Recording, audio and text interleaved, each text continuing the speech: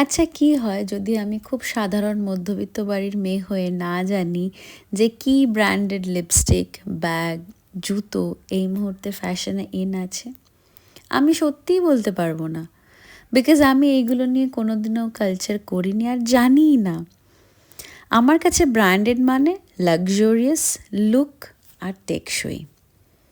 সত্যি বলতে আমার জীবনের সবচেয়ে দামি সম্পদের কোনো ব্র্যান্ড নেই, কোনো লেভেল নেই, আর তবুও চাঁদের মতন দামি সে, আর আকাশ ছোঁয়া বিলাসিতা তার বুকে। আমার কোকো, আমার ছোট্ট 7 বছরের কোকো।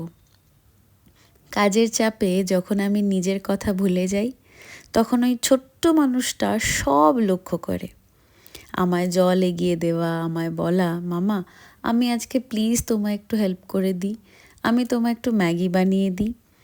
যে বয়সে আমার ওর যত্ন নেবার কথা, সে বয়সে ও আমার মুখের ক্লান্তি পড়তে শিখে গেছে।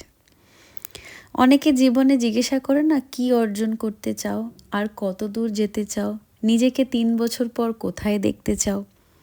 আমি আর কিছু চাই না।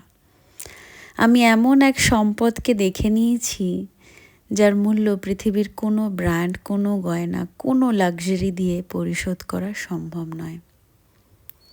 পৃথিবীর সব মায়েরাই এরম ছোট্ট ছোট্ট হাতের যত্নে থাকুক চিরকাল।